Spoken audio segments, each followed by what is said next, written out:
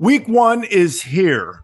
Week 0 impressions or overreactions and quarterback decisions will be made this week, which are most likely to be final.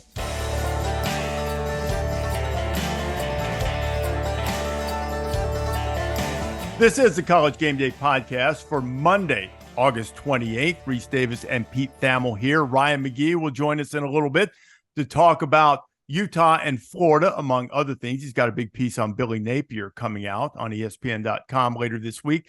Desmond Howard will be here to talk about impressions from week 0 and a peek ahead on the quarterback decisions. And Pete, I'd say the biggest impression I had from week 0 was a guy that reminded me of Desmond Howard a little bit in USC freshman Zachariah Branch, who returned a kickoff for a touchdown, caught a touchdown pass, and just had that juice, had Adoree Jackson to pull up a former Trojan juice, the Desmond Howard, the Rocket Ismail type juice. Now it was against San Jose State. Is it going to look the same when they play the meat of their schedule? We'll see.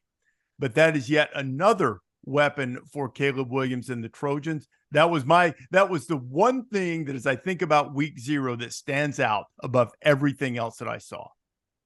Yeah, and it is certainly something that should stand out above everything, because it was, it was an astounding performance. There were just flashes there. There were that just doesn't look like it looks like. I mean, you think of the Amon-Ra St. Brown, there's been some skill guys. So if you already establish yourself in elite USC skill guy territory, that's strong. Now, remember, when he was very young, I think late in his freshman year, he committed to Lincoln Riley at Oklahoma and then flipped. He's from Gorman, the powerhouse in Vegas, and then flipped. And the glimpse of the future after Caleb Williams likely goes and becomes the number 1 pick in the NFL draft is that Malachi Nelson, the top quarterback in this incoming class, is already on campus at SC. He enrolled early, and that's the pitch-catch combo that we'll see going down the road. The Matt Leinart to Dwayne Jarrett, if you will, of 24 and beyond.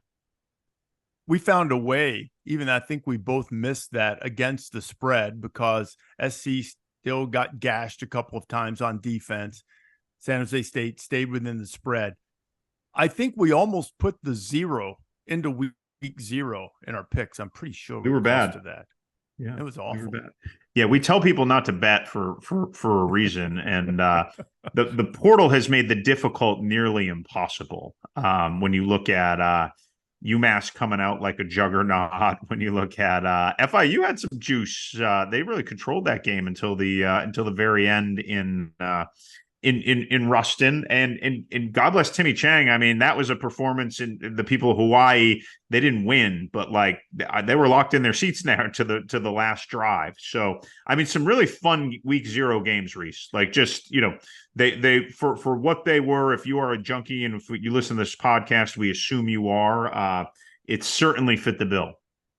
I had moved away from Vanderbilt and Hawaii over to the Louisiana Tech game because I thought, okay, Vanderbilt's got this in hand, kind of keeping up with it, and wasn't really paying attention to my phone and the score for just a short period of time, it seemed. And then I looked up and it was 35-28. I was like, okay, got to get back to that. And I was traveling, so I didn't have a setup where, I could watch all at the same time. And we got back and forth to it. Hawaii acquitted itself well, and obviously, given the desperate times that are being faced by so many on the island, that's a source to help a feel-good moment, and some of those that have been in short supply recently, for sure. Pete, you've been on the one more thing about the predictions. Didn't McAfee hit it on the head? The week 0 show in there saying we are going to get crushed on the internet for all these predictions, and we will. Yes. And that's part of the game, and it's part of the fun. So the predictions are one thing, and one of the toughest things to predict is realignment. What's the latest that you've got as we sit here early on Monday, knowing that things are fluid and they change at a moment's notice with the Stanford, Cal, SMU, and ACC liaison? Yes. So I'm gonna quickly double down on Pat's point. The only people who acquitted themselves well were the people in Vegas, who continue to set unbelievable lines when you sit there and are watching the for a 2-point conversion in the fourth quarter of Louisiana Tech FIU, and you're just like, man, those guys are good. So give them credit. They're solid. Realignment, obviously, as you said, Rece, is fluid. We wrote a story on ESPN.com Monday morning that the definitive thing we know is that the ACC will make a decision in the next 48 hours. The trend line starting early Monday morning was that additions would happen. But again, these have flip-flop. Percentages given to me have ranged everywhere from 90% to 65%, in the past 72 hours. There's still a prevailing feeling of an expectation that these 3 members get added, but there's still some grist to churn through the mill. So if you flip this podcast on Wednesday, this may have already happened already. But there's an expectation that this decision, which they started talking about somewhere around August 7th, I think we first reported it, is now in its 4th week, and everybody's ready to make a decision. So the addition would be Stanford, Cal, and SMU. It would create a pot of between $50 and $60 million annually, which would get put in and then divided up amongst ACC members. Those guys are all going to take significantly reduced shares. And some of that money is going to be divided amongst the 14/15 ACC members. Some of that money is going to get divided into success initiative pools. Some of the fine points of that is what they're going over now. You get X if you win the ACC, X if you make the playoff. If you make the Orange Bowl, is it more than making the Car Care Bowl? Like, do you get credit for top 25? Are you credited for games that are watched? Because some of that is a little fait accompli. If you're on ABC, you're going to get more eyeballs than on the ACC network, just the way things are going. So anyway, those are the things they're narrowing down on. They are closer after a weekend of conversations, and at some point there'll be a president's meeting called, and this thing will fall one way or another. Stanford, I believe, opens with Hawaii on Friday night on the road, if memory serves. Yes, and wonder if they will know their conference fate by the time they play. Cal has Auburn on the 9th, week 2, also a home game for the sturdy Golden Bears. So whether they'll be the Pac-4 leftovers or on their way to a new conference with everyone else by then, I guess we'll see. Before we bring in Desmond, is there any game? Now, we'll pick a bunch of them on the Friday podcast. Is there any game this week that you feel like is going to have a tendency to get overlooked with the optimism that comes with everybody for week 1 that you really are looking forward to seeing this weekend? So I'm scrolling through here. So I guess one of the games we're probably not going to spend a lot of time on is Boise State, Washington. And I feel like if you look at Washington's schedule, they go Tulsa at Michigan State, Cal at Arizona. This is probably their most difficult game until mid-October.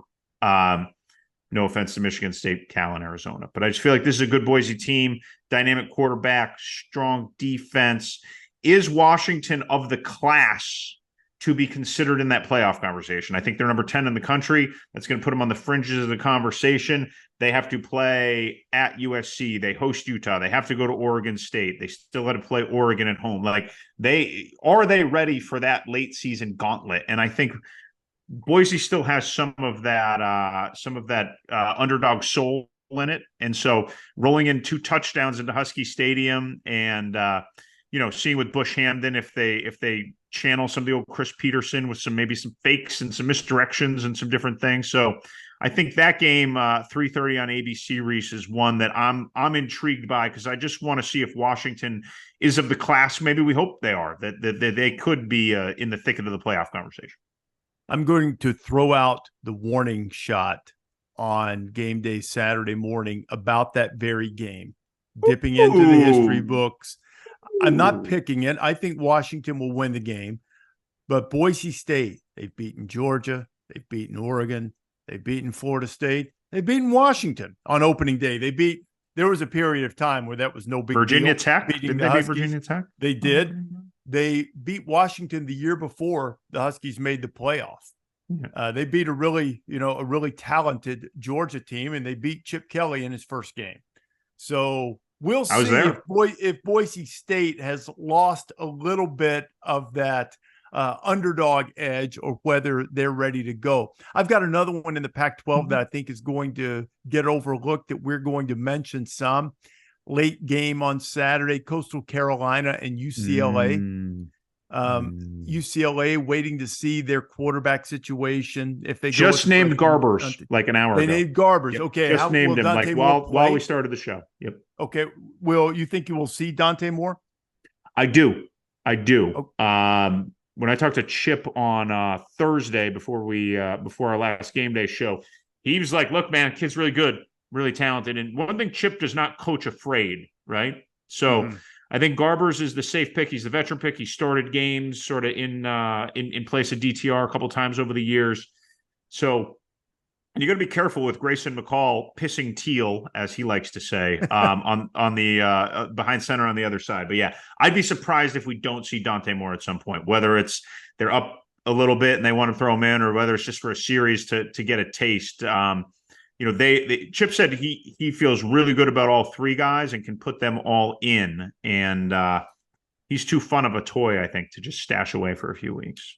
Well, one of the reasons that I'm interested to see that game is because with UCLA's quarterback quandary or luxury, depending on how you view it, the quintessential Chip Kelly quarterback is probably on the other side, at least in terms of skill set, in Grayson McCall. Yeah. And there was a lot of talk about whether he might transfer, and then circumstances ended up keeping him there. And much like we saw from Sam Hartman in week 0, it is highly likely that we're going to see Grayson McCall in a really different type of offensive attack. And this may actually serve to help his stock at some point if he's successful in performing under Tim Beck the way he did under Jamie Chadwell in that different style of offense. Yes. I mean, you can't have followed college football the last 5 years and not completely respected everything Grayson McCall's done, accomplished, endured. Fantastic player. One other UCLA note, talking to some scouts this week, Rece. J. Michael Sturdivant, the receiver from Cal who transferred there, he's a redshirt sophomore. He had 7 touchdowns last year, 65 catches for a Cal program that wasn't exactly explosive on offense, right? If you're catching 65 balls at Cal, you're doing all right. There is a lot of buzz about him in Bruin camp that he could really end up going. And there's a lot of buzz, quite frankly, on him in NFL circles. So don't be surprised if he's a guy who ends up visiting the house a few times on Saturday and Garbers finds him deep. But yeah, I would not be surprised if that's a game midway through the third quarter and it's a little bit of a grind out there on the Rose Bowl for those guys Saturday night. And joining us now, as he will periodically through this season on the College Game Day podcast, is the great Desmond Howard, Heisman Trophy winner out of the University of Michigan, 1991, as he said on the College Game Day meeting earlier today. It was a very good year. Pete, I know that our listeners might not. Desmond's son started his high school football career this past weekend, and I'd asked if he reminded Desmond of himself. He said he's getting there.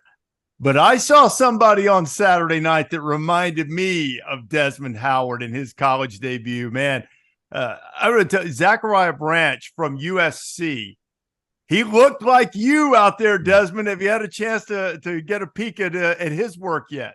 Yeah, I did. And I was talking to Little Twin about him, and he's special. Like, he has burst, flat out speed, great vision. I was really taken aback, and I was talking to a buddy of mine, Ricky. Ricky went to USC because Ricky watched our show Saturday, right? And he was upset that we didn't give USC more love. Like, he was like, you didn't pick them to win the Pac-12 and all this stuff. I'm like, hey, man, listen, I got to see what weapons, Caleb has to work with this year. But, man, I tell you what, he got off to a really good start. He has some weapons, and I was really surprised at how fast that kid is. Well, I'm not going to, Pete, I'm not going to brag about any picks because I pretty much last week, with the exception of Rich Rod and Jacksonville State, put the 0 into week 0. But I do want the record to reflect that I did ask all of you guys if you were aware that USC wasn't playing in the Big Ten this year, that they are still in the Pac-12, when none of you picked USC. I've got USC going to the playoff. Yeah. So Yeah, I do too, if you remember from our Pac-12 podcast. And I would be a little bit concerned about that Trojan defense. That was not what I wanted to see from a whole new front seven. You bring in Mason Cobb from Oklahoma State. Tackett Curtis makes a strong debut, but there just needs to be some push, Rece. There needs to be some push from the front. And there was some flashes from Bear Alexander, but those would need to be more consistent. And yeah, it was interesting reading some of the coverage out west about that game. It was almost like they lost, because the defense was the same old story. Yep. What did you think of the D, Desmond? I thought the defense, we expected them to take a step up. And for the first game, I'm going to give them a pass. I think they're still trying to get their footing underneath them, even though it wasn't the stiffest of competition who they went up against. But I think that they're going to get better. But I wasn't impressed. And that was the group that we really wanted to focus on, right? We knew Caleb was going to be Caleb. He's an incredible talent, so we knew he was going to go out there and play the way that he's always played. But we knew that the defense was the question mark. And I just didn't see like a big, a big jump from last season to last Saturday night's game. Hopefully, they'll get the kinks out and they'll look better, but still not impressed with that defense. And that's one of the reasons why I did not pick them to win the Pac-12. There were plenty of reasons to question them for sure, but I thought a couple of interesting things were brought up as I was looking through.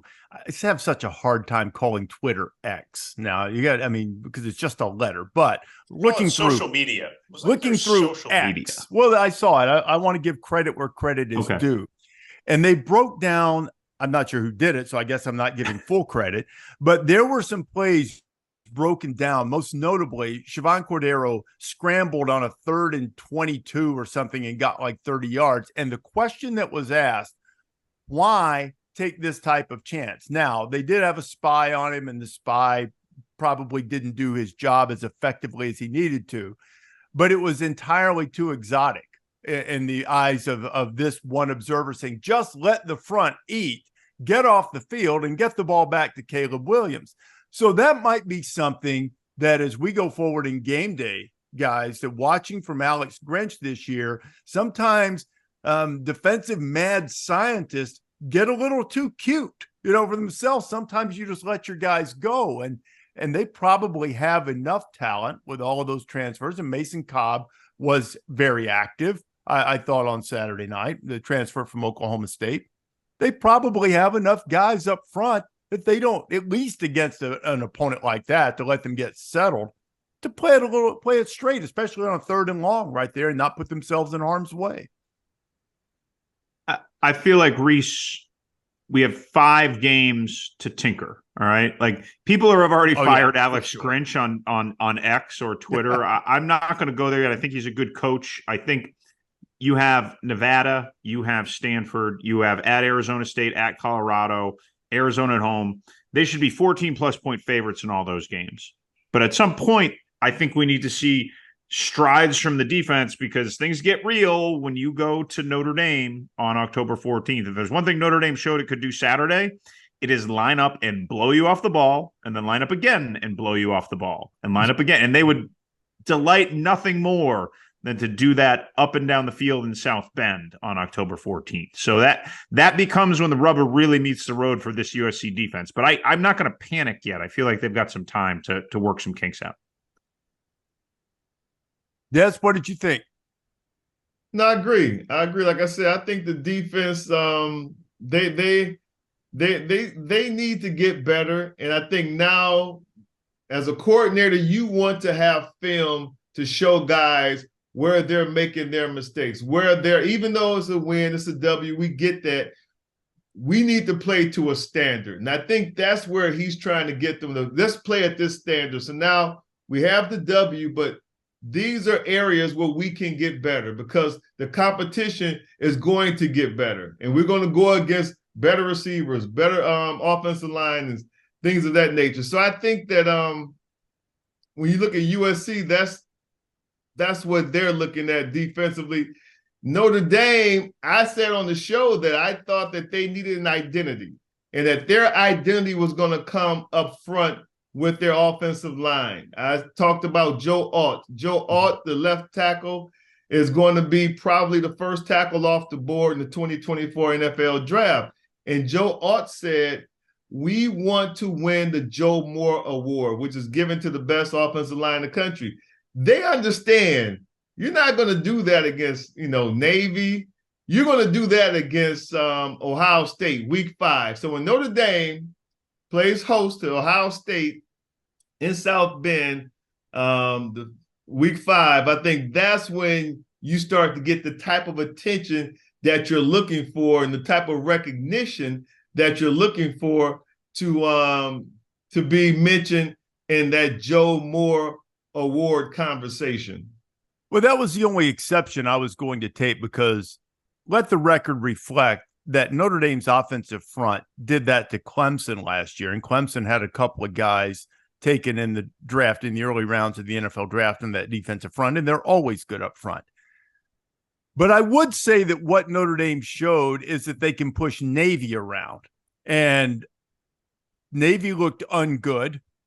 But I Desmond, I think you're right on it in this respect, that we're going to know when they play Ohio State. We're going to know if Sam Hartman can push the ball down the field against tighter coverage and better defensive backs.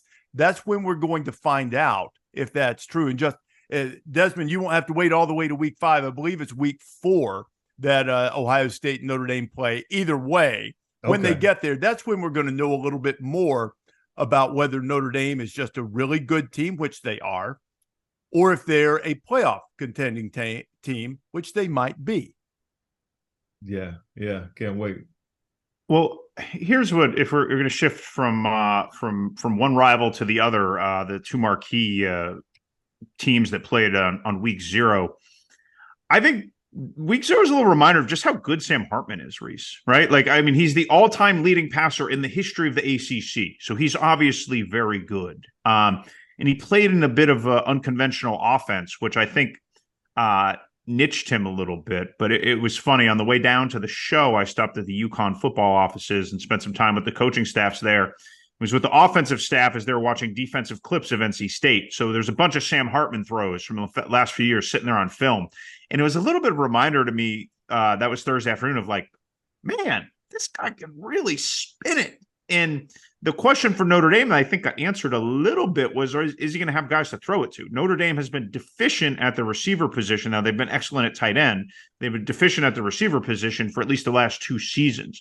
So you see Jaden Greathouse come in, and all of a sudden he's got a couple touchdowns and, is the freshman they thought he'd be. And you got enough of a lead where you get a chance to. I didn't think Notre Dame was going to pass 6 times on the opening drive, right? It's Navy, game's going to be short, new clock rules, and they gave the ability to push ahead and get everything they wanted out of that offense. And someone pointed out to me last night from Notre Dame, no pre-snap issues, no false starts, no issues getting the play, and no calling a timeout before. Like, it was smooth. It was for new coordinator, new quarterback coach, new quarterback. Everything couldn't have gone better. So props to Jared Parker. He had that group ready. Props to Gino Guidugli, the quarterback coach, who's got some experience as an OC. That looked like a smooth running operation. Now, it'll look a little different when you got JTT and you got Jack Sawyer coming off the edge from the boys in Scarlet and Gray in a few weeks. But boy, you couldn't have, with all the variables Notre Dame faced, you couldn't have asked for a more seamless debut. Yeah, I don't want to. Go ahead. The reason I call it week 5 is because we got week 0, but I know it's their 5th game. All right. I know it's the 5th game on the schedule, and the reason I know this, RD, is because I was surprised that they play Ohio State so late into September when Ohio State had to play them last year, the first game of the season in Columbus. I was like, why? Anyway, so I knew it was their 5th game. I was like, okay, by that time, Ryan Day will have this quarterback situation all figured out, and they'll be, full steam ahead. Well, I want to go there for a second too, Desmond, but I am going to offer this to Pete, and I want to say that I like Sam Hartman. I think Sam Hartman's a really good player. But Pete, you mentioned that they had some throws queued up against North Carolina State from when Sam was at Wake Forest, who Notre Dame plays on September 9th. Yep. I don't want to give away my Saturday slate, but were any of those throws any of the 6 interceptions that Sam Hartman has thrown the last 2 times he's faced NC State? Well, it was third down. I'm just asking. It was third down looks, right? So okay. I'm just saying they did. No, he I know he threw 3 last year. He's thrown 6 the last 2 times he's seen the Wolfpack, which, look, you guys have your numbers sometimes. Balls bounce funny. Yeah. I get it. Well, I still think it's a 3-3-5, odd looks, odd stacks, different blitzes. So, no, I think that game in Raleigh, is a quintessential trap game, right? Like, I feel like NC State Thursday against UConn is going to go to the Rent and win by 1, right? Like, I think that's going to be a slog of a game. Yeah. And it's not going to be pretty. And then everyone's going to think Notre Dame is going to go in and roll them like they did Navy.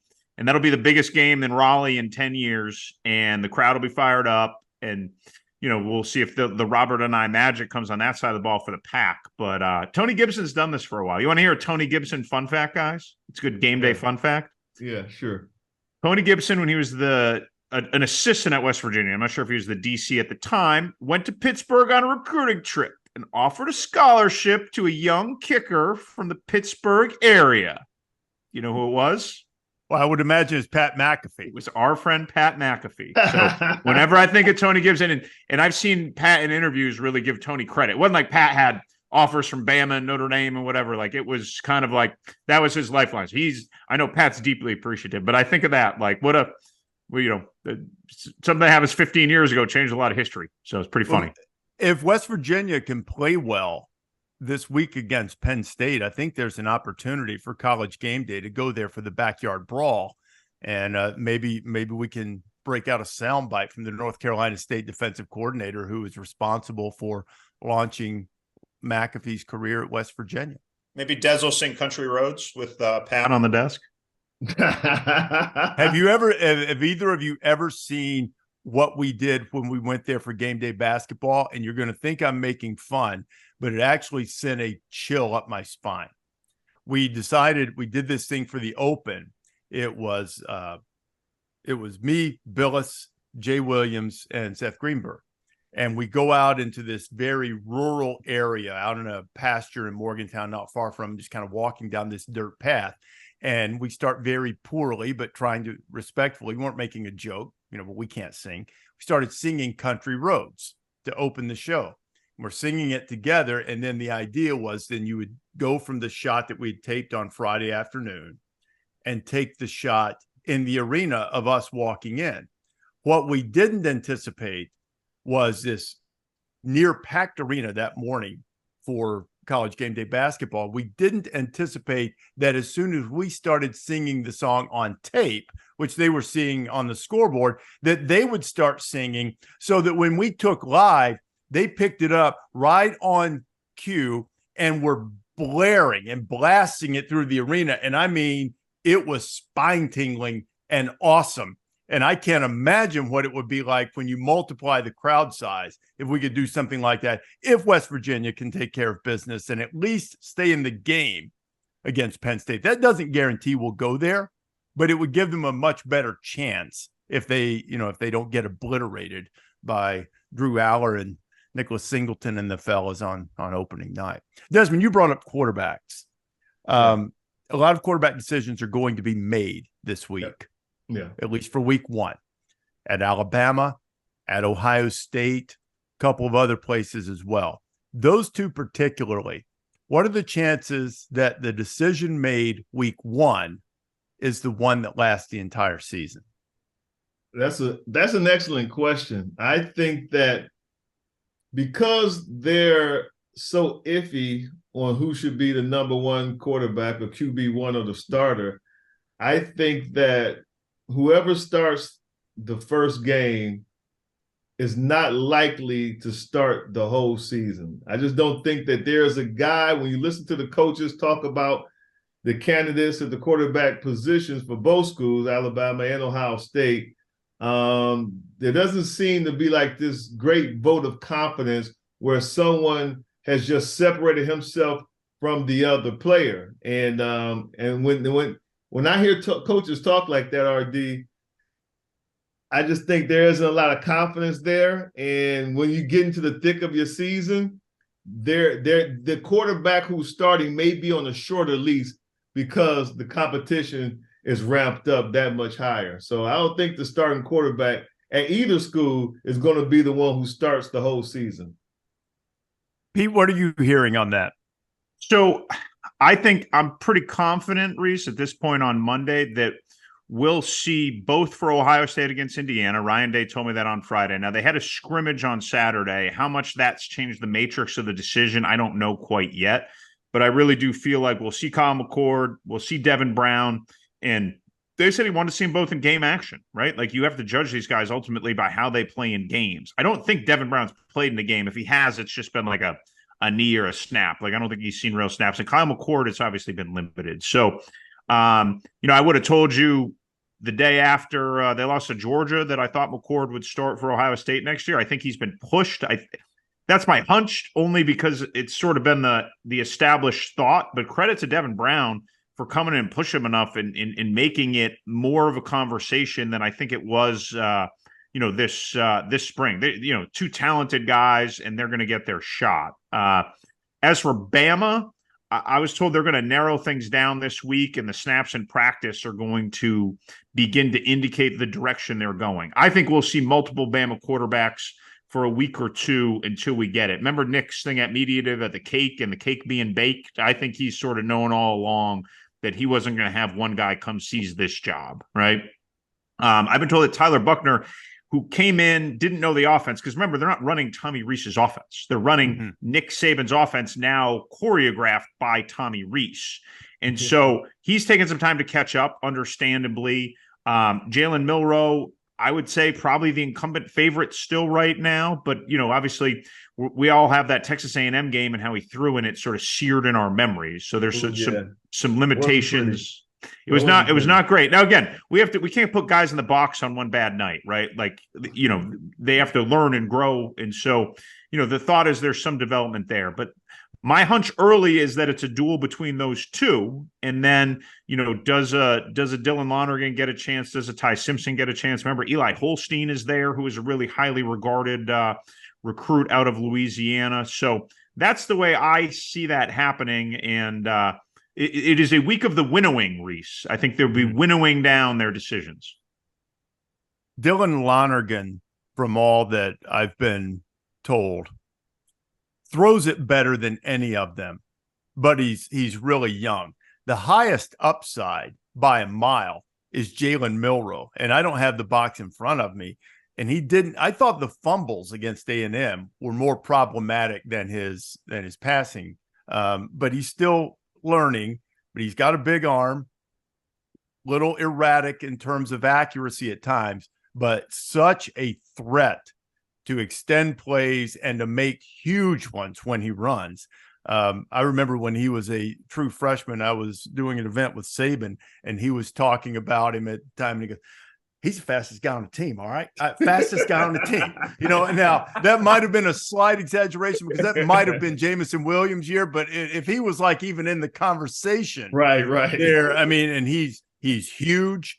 And the other thing too is he stayed.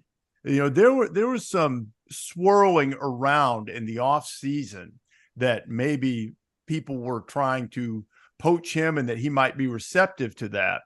And beyond that, he's been able to establish a little bit of leadership there. But Desmond, you know better than I. You can't really become the leader until you've played successfully a little bit more than he has or anyone else. So I'm not ready to write off Jalen Milroe playing well. I told Pete back in the summer that if I had to place a bet, I thought he would start the season. Right. But the one thing, he can't fumble. If he fumbles, he's not going to play for Nick Saban, and ball security has been a little bit of an issue for him. So we'll see how that goes. Des, it's great to have you on. I hope you're willing to do this again from time to time. Look forward to it. You guys do a tremendous job. I learned so much by listening to you guys on this podcast. I'm honored to be a guest. Anytime you need me, you got me. Just let me know. Sounds good, my friend. Thanks for being with us. Desmond Howard, the great Desmond See you Howard. in Charlotte, Des. All right, See now. him in Charlotte. He'll be ready to go.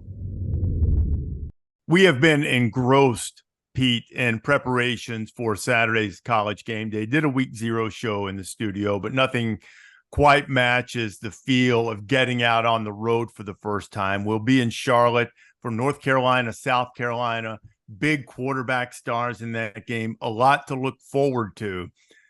But there's a game in week 1 that I feel like is getting slightly overlooked early in the week that will be just highly anticipated when it kicks off on Thursday night, and that's Florida and Utah. They played a great game in the Swamp last year. Now the return engagement in front of the mighty Utah student section, Rice-Eccles Stadium.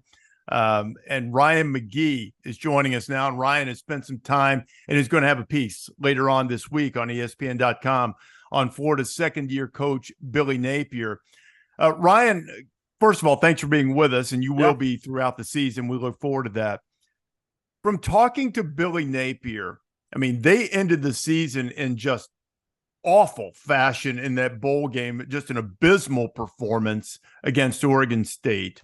The build has been a little slower. They've had some embarrassments in recruiting with the whole Jaden Rashada thing before he wound up at Arizona State.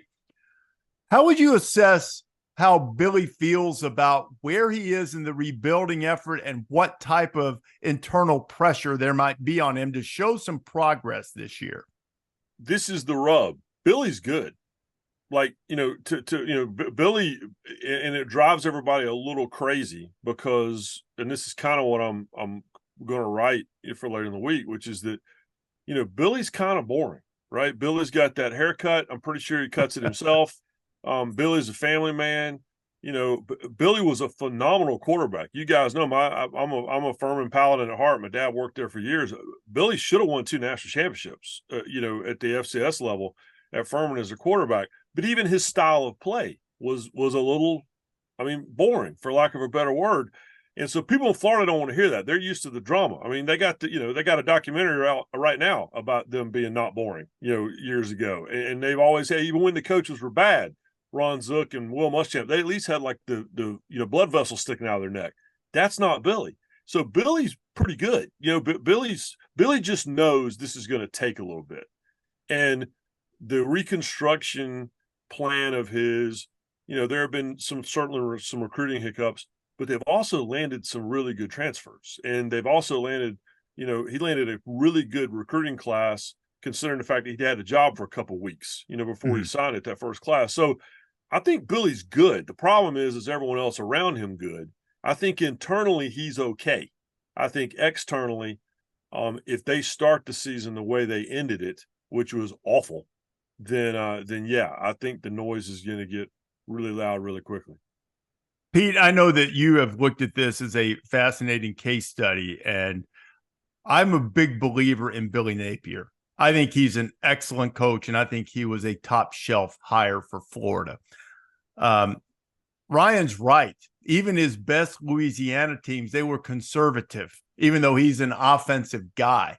And he branched out a little bit from his early days as the OC at Clemson before, when that got a little sideways and they made some changes and sort of tried to expand the horizons a bit. But he also has a very good vision of what he wants to build. And you've brought up that it's a really interesting concept given the landscape in college football now of people wanting it done yesterday, not 2 years from now. Yes. So we'll start with where Ryan ended on, does his seat heat up if they're poor again? And again, I believe they were 6-7 last year, so they weren't like abysmal. Now they played abysmally down the stretch, but they weren't completely abysmal. He'd be owed just a hair under $32 million if they were going to fire him after this season. Now, to contrast that, when they fired Dan Mullen, I believe it was only somewhere in the 10-12 neighborhood, right? Again, only, right? May I only get a retirement, parachute of that thing? But that's a $20 million difference, essentially, which is I don't care where you are. I don't care who you are. I don't care if you're a billionaire. $20 million is a lot of cheese.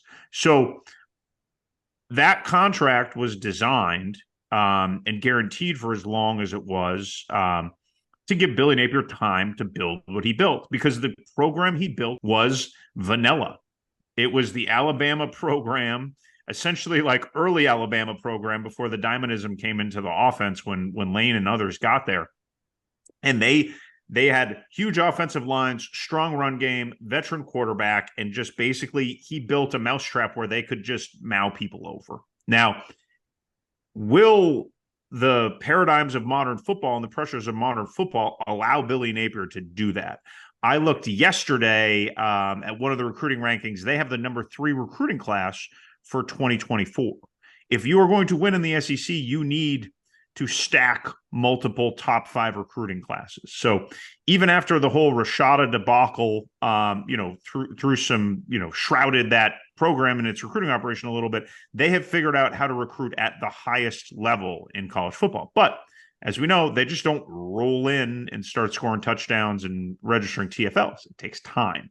And Billy Napier is a devout follower of his process. His process has proven to work at a smaller level. The variable here that will be interesting is time, especially when you peek at that 2024 schedule, which is essentially like the most difficult schedule that I can remember a school putting itself through. Certainly like a national championship winning type school that Florida is.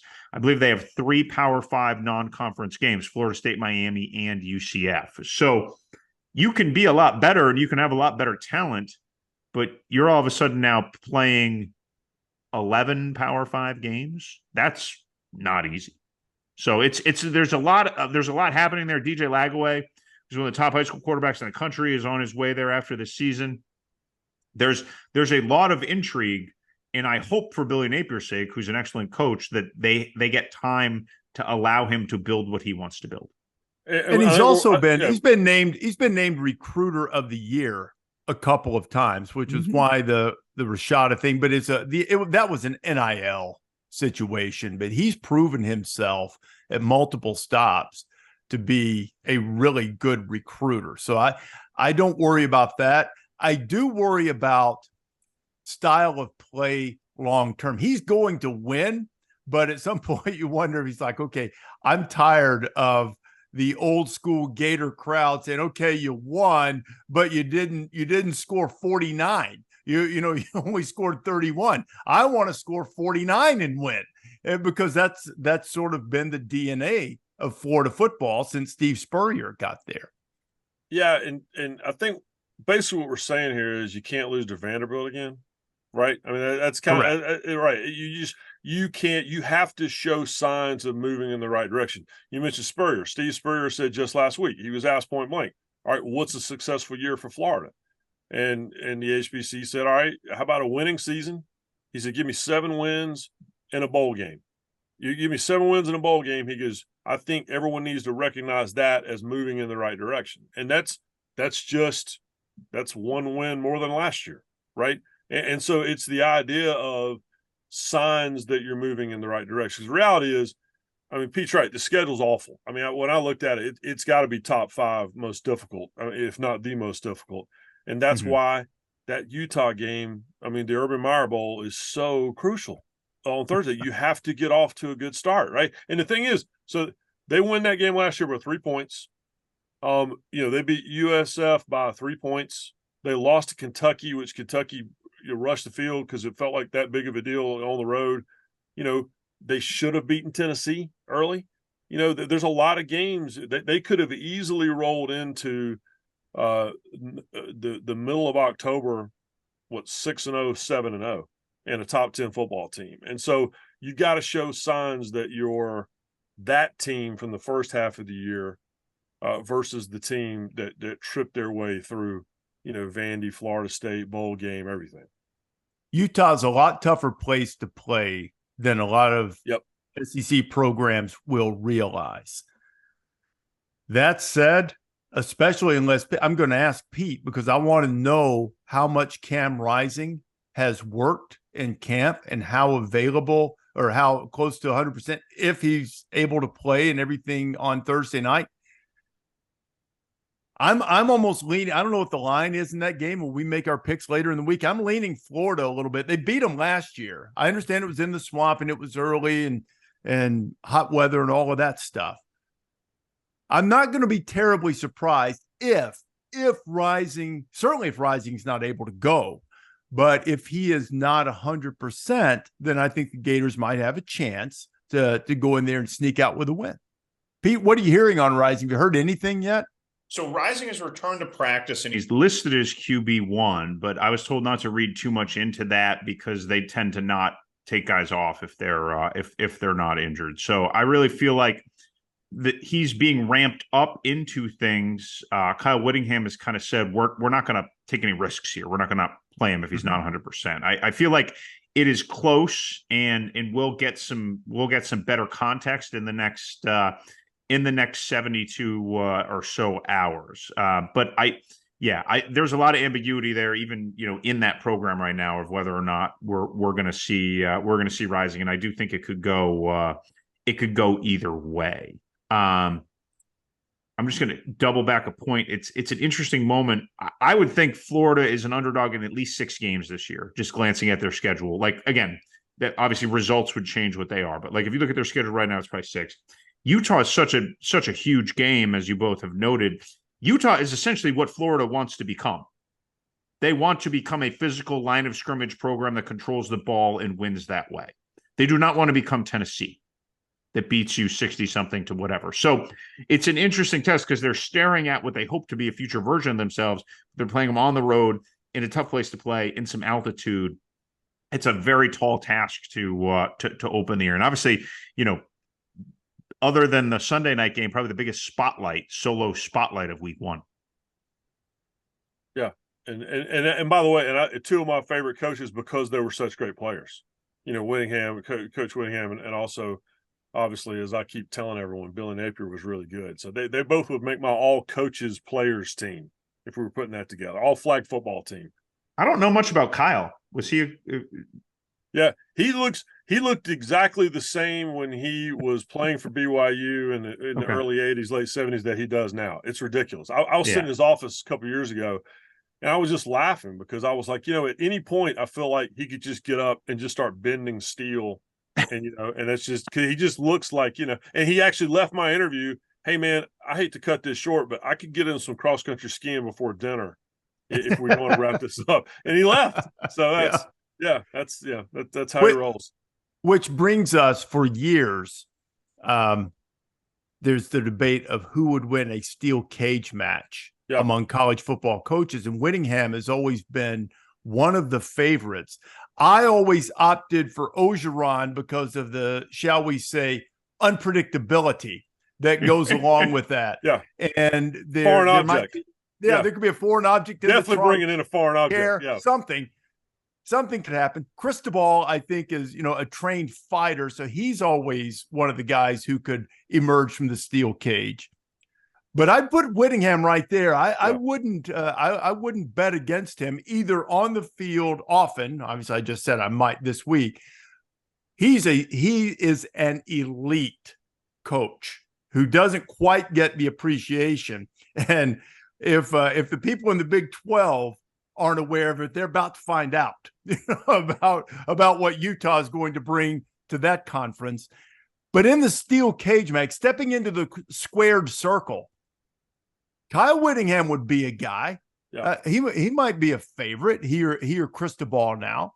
Yeah. Well, that's prior to what's happened, obviously at Northwestern, I always said, if you give me Kyle Whittingham and Pat Fitzgerald, and you can have everyone else because I like our chances. And because both those guys were, but Whittingham was an underrated player. You ask guys that played in that era there at BYU and Utah, and they'll tell you that he was he could lay licks. And like I said, he looks like he's just, he came straight from the gym, like to talk with me, and then went to the mountains to ski. And by the way, ran practice in between. Okay. Unpredictable here. Talkative and undisciplined is the subtitle of this podcast. Give me quick draft picks. One guy, steel cage match. You can only back one guy, head coach in college football. Who's coming out of it? Everybody's in there for a Royal Rumble or whatever. Who comes out? McGee, you get first pick. Oh no, my first pick I've already revealed. You give me Whittingham. I mean, Whittingham. And I understand he's a little older now. But he also has what we call old man strength.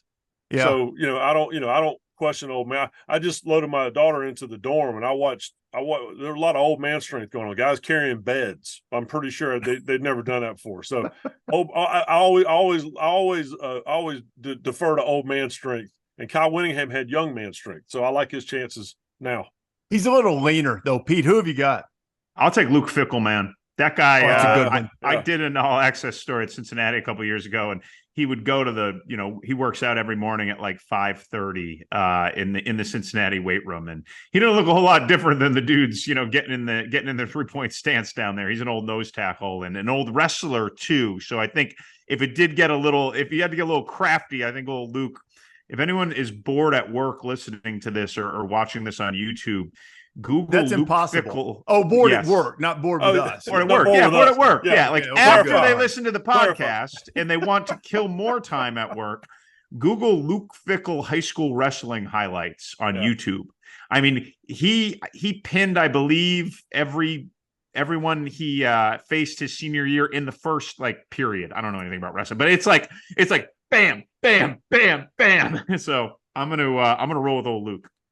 Okay, I'm going to go because you guys have taken some good picks. I'm going to go Cristobal. Yeah, I think he has some trained fighting skills too as well. Ryan, you're doing a piece for Game Day this weekend about the Battle of the Carolinas. You just moved your daughter into South Carolina, but you did not move her into school at Carolina. You moved her into South Carolina or USC. Well, no, you didn't move her in there either. All right, so moved her into South Carolina. So you're talking to a guy that I never reveal my age, but all but about 6 years of my life, I have lived within a half hour of the North Carolina, South Carolina border, 334 miles.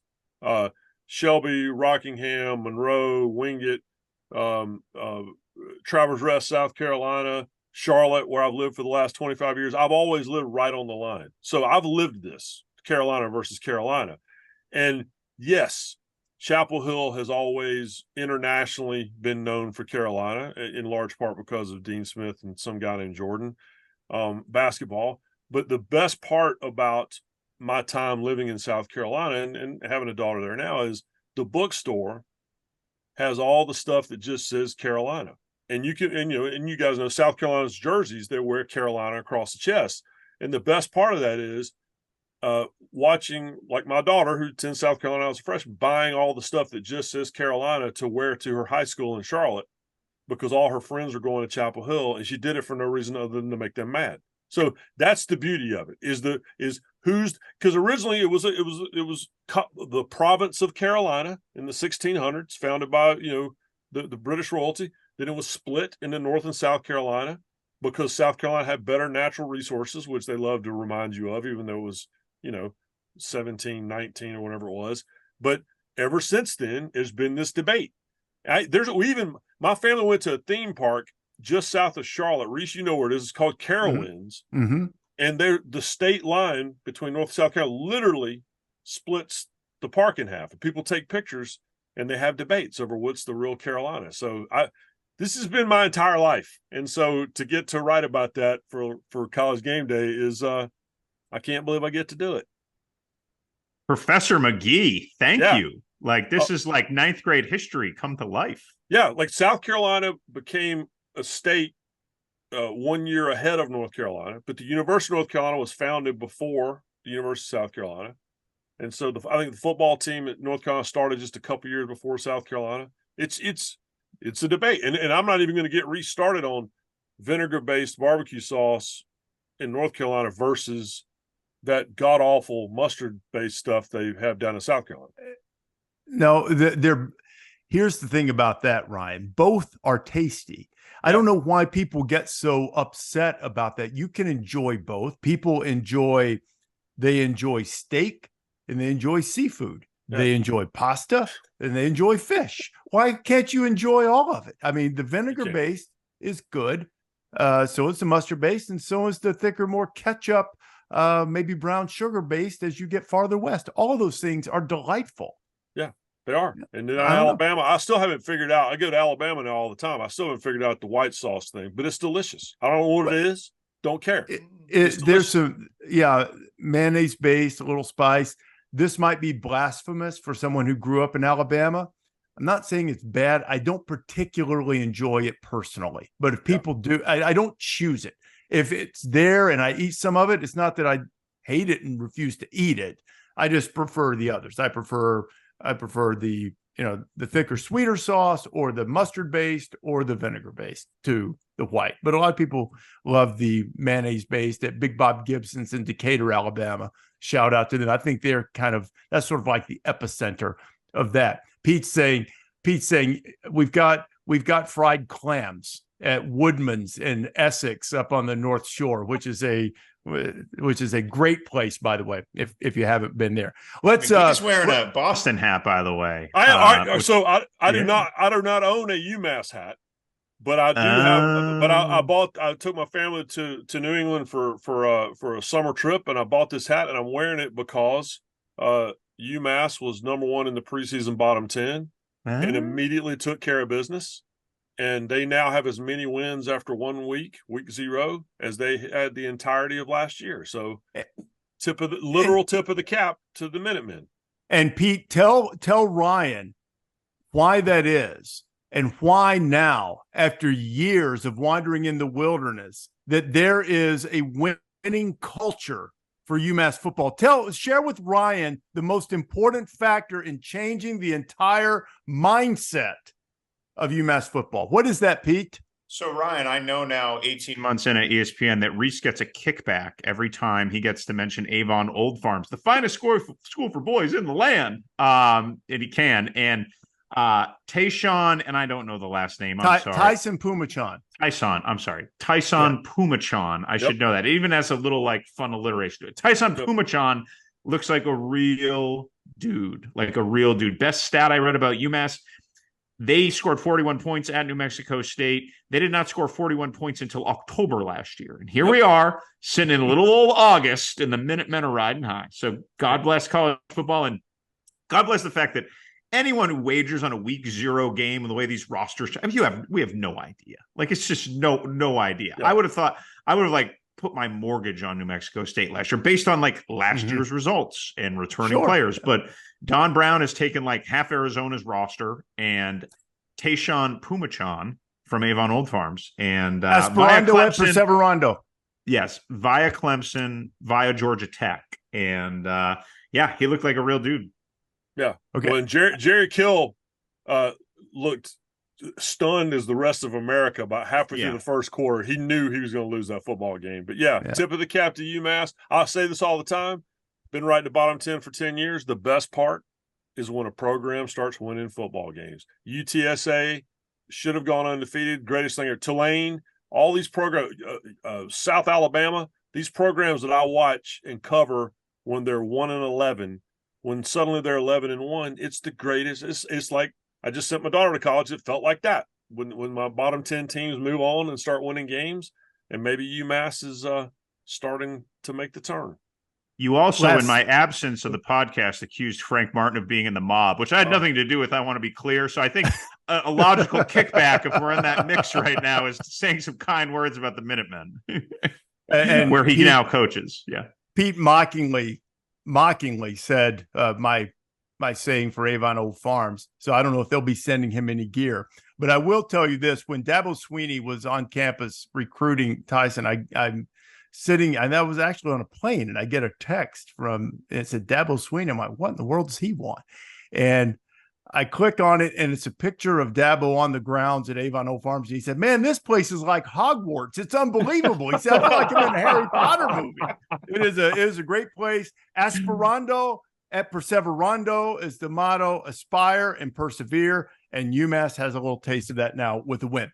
Earlier in the podcast, Ryan, Pete broke down some of the ACC machinations, and it appears that we're going to have an expanded ACC. You and I talked about this when you sat in for Pete on the podcast. Now that not done, but it appears headed in that direction, what does it mean for the ACC? Well, this is a survival game. I think I said it last week. It's a survival. It's looking at the spreadsheet. What do we? The map doesn't matter. Rivalries don't matter right now. What matters is doing what you think you have to do to make sure you're still doing it 2 or 3, 5, 10 years from now. I'm going. In fact, I live here in Charlotte. We just mentioned it. I'm going next week to see. I got an invitation. The ACC is going to open their new offices, moving from Greensboro to Charlotte. A lot of people are unhappy about that in Greensboro, but it is what it is. And they're going to raise a flag. They're going to have a flag raising ceremony, the ACC flag here in Charlotte. I think I'm going to go I want to know what schools are like saluting the flag when we get there, just a week from now. But it's weird. Again, I grew up on Tobacco Road. That's really where I was raised. It's going to be super weird, but you have to do what you have to do to keep doing what you're doing. And so I get it. But Pete, I said it last week. The thing that drove me crazy about all of this was when we are told to our face by people that we know and respect, this is all about the academic fit. And, at the end of the day, it's all about, and you don't have a place for Cal and Stanford. And so the fact that they have a home now, it appears, yeah, it's going to be weird, but it's not going to be any weirder than, UCLA playing a volleyball game in Piscataway. It is what it is. We always want to caution nothing in realignment is done till it's done.